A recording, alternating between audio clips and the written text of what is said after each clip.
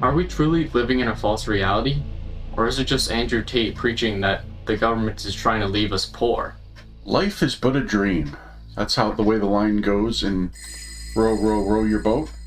But is it really just a dream? Are we living in the Matrix? Is everything here just fake and we're going through the motions? That's what we would like to examine today on Weird Around Illinois. Let's get weird. This is probably a broader topic than we normally cover on Weird Around Illinois because this really applies worldwide. This isn't just an Illinois thing, but Illinois is part of the world, so it seems fair to talk about it to me. To give an overview of what we're talking about here, there are several movies that have come out that have proposed the idea that life is a simulation. Probably the most famous is The Matrix. And there are 4 Matrix movies now. I've seen 3.5 of them. I only want to talk about the first one, mainly because the others weren't good. But the first one basically creates this world in which machines have taken over the world and have subjugated humanity to the extent that we're just basically batteries. And the way they keep us docile is they plug us into the Matrix, which is a big simulation of life as we remember it or as we idealize it. So everything we're doing in our day-to-day life is basically like we're playing a video game. We're a character in a simulated universe. Yeah, I mean, in the movie it was kind of weird. They kind of showed how there were literally almost over 10 little like plugs on their back, and they had to pull it out. They were, as you said, quite literally batteries. It was kind of uncomfortable to watch, knowing that there's a very small possibility that could be me right now. Right. I felt like of all of these movies, they did just a masterful job of making you question your own reality. Definitely. And there are other movies that have done it, though. There's a movie called Inception that takes another spin on it, where basically people are able to go into this sort of hypnotic trance that leads them into another world. And Inception, it got so confusing because they were in a dream inside of a dream inside of a dream. And it gets to the point where even at the end of the movie, you're not entirely sure what's real and what's a dream. But that is a popular idea as well, that maybe what we're experiencing right now is a dream. And we're really asleep somewhere living in an entirely different reality. Now, the third example that I came across was The Truman Show, which unfortunately I've never actually seen, but I'm fairly familiar with the concept. I think it's a guy who's living what he thinks is a real life, but actually it's a carefully fabricated TV show that they basically throw in characters and scenes that he needs to experience, and people are watching him through hidden cameras everywhere he goes. Yeah, I've seen clips of it, and I thought of it kind of like he was kind of a test subject. Like people were testing to see how he acted. I could be wrong, but that's what I got from the clips I saw. See, to me, it was just it looked like the ultimate reality TV show. Yeah. You know, when you think of things like Big Brother or, like what I've been watching lately is Stars on Mars, where basically you're just throw a bunch of people together and living in a false reality, and the whole world is watching. But, the one that I know almost nothing about is called The 13th Floor, which is apparently a much darker movie that plays with the concept of life may not really be real. We've given at least 3 examples of different ways in which the world could not be real. Now, these movies alone could be reason enough why this topic is gaining such popularity now. But there are also some scientific opinions that have kind of added strength to the argument. There's a philosopher named Nick Bostrom who actually proposed the idea in the Philosophical Quarterly that the universe and everything in it might be a simulation. Now, I read an in-depth discussion of this from a scientific perspective in a Scientific American article from 2021. And they brought it up and said, okay, when you have a simulation, what makes it a simulation is that there's a limiting factor. If you're running a simulation on a computer, the limiting factor is your processing speed, because you reach a point where you can't sustain the graphics anymore, or the AI can't make realistic decisions enough anymore because your computer just simply isn't big enough. And in order to prove that reality is a simulation, you'd have to find the limiting factor. And he claims he did. He says the limiting factor is the speed of light. Because nobody can break the speed of light. In theory or in practice, nobody has ever figured out how to go faster than the speed of light. So therefore, he believes that's the speed at which our simulation can be processed. I've got a weird question. Do you think this has anything to do with illusions? Like, when you just look at an image? Like random, like, swirly lines that somehow act as an illusion when you look at it? Oh, like optical illusions. Like when you look at something one way, it looks like swirly lines, and you look at it another, and it's a face. And yeah. Okay. That's interesting. Yeah, I don't know. I mean, it's not exactly as terrifying as the other examples that could be, but yeah, that is actually a fair example of like our brains kind of showing that it could kind of be a simulation. Right. Your brain, it could be that moment where you're breaking through, and your brain is seeing something differently than the way it's being programmed to see it in the simulation. Yeah. Like your brain is a computer and it's being overloaded by the image. Right. Yeah, because I thought I've heard like your brain gets kind of overloaded when it looks at those illusions. So, I don't know, maybe it has something to do with it. So it's not our brain, it's actually the memory set aside in the processor for our brain. Could be. Yeah. And when you look away from illusions, it's often kind of warped. Like when maybe I look at something on the computer and then I look over there somewhere else, it looks very warped, and that could be a glitch in the matrix. Well, you see, that's a really good segue, because the next thing we should probably talk about is, how do you know if this is a simulation? I mean, obviously the one guy came up with the limiting factor, you know, that it's a great scientific method, but if you're a character in a simulation, if you're essentially an AI bot in a simulation, how do you know you're in a simulation? Oftentimes we talk about glitches in the Matrix, and you just mentioned it a minute ago. Yeah, so I mean, of course that's the example, but there was also another glitch that you read about and told me many years ago. And it was about somebody riding their bike at a fairly high speed, and they ended up coming across some type of barrier or wall, but it was a glitched wall that could be kind of a glitch in the Matrix, and he could have found something. Like a staticky kind of wall? Yeah, a glitchy, staticky. Yeah, I kind of vaguely remember that. The fact that I don't remember it more clearly is a little frightening, and it makes me wonder, you know, something you've discussed before, or we've all discussed before, you know, could memory loss be part of the Matrix? Yeah.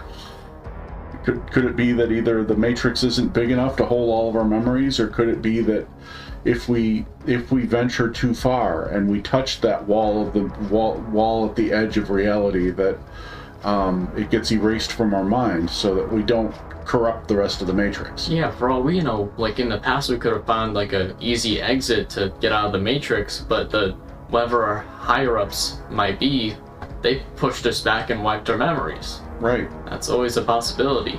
And you see, it always comes back to cryptids and UFOs, because you know, what if Bigfoot doesn't belong in the Matrix? And what if there's some, you know, goofy programmer who keeps throwing them in, and whoever's running the Matrix keeps saying, "No, Bob, we can't have Bigfoot in this Matrix." And when somebody sees him, they immediately have to yank him out of there, and they have to start playing with memories and doing whatever they can to try to get people to not tell the rest of the world that there's a Bigfoot or a dogman or an alien. The higher-ups are just trolling us with Bigfoot. Exactly. But what you were saying about the memory, I found that very interesting because sometimes I randomly forget something, like right after thinking about it. Right. I find it so weird sometimes. See, when you get older, it's not that big a deal. You know, you kind of expect it when you get older, but at your age, you should not be forgetting things a few seconds ago. Yeah. I mean, every now and then it happens. It just slips out of my mind. It happens to me all the time. As a matter of fact, I forgot you were the one who brought it up. I accredited it to you instead.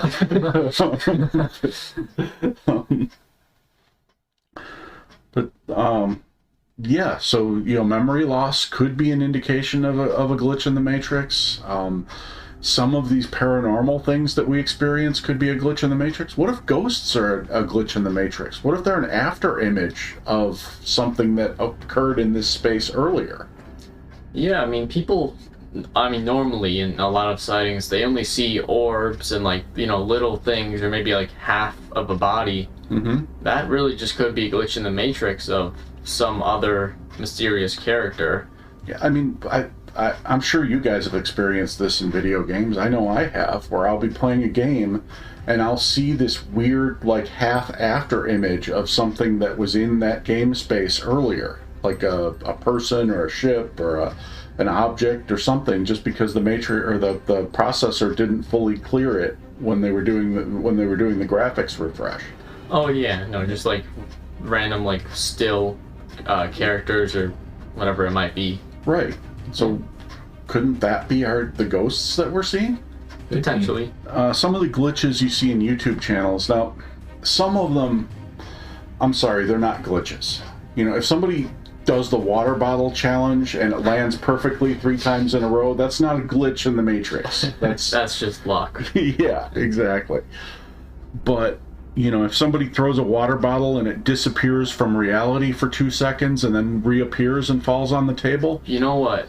You talking about something disappearing made me remember something else that went very popular, like maybe last year. Mm-hmm. It's called The Back Rooms. This one film where the government had these people go into some random, very kind of terrifying room with just some blank walls, blank ceiling, etc.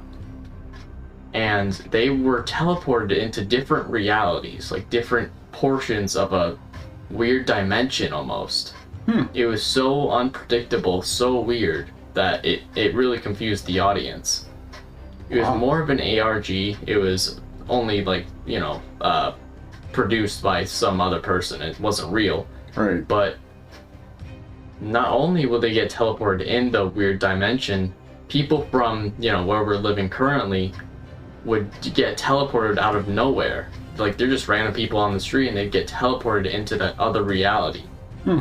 And that's another example that could be the Matrix, but I found it interesting. Yeah.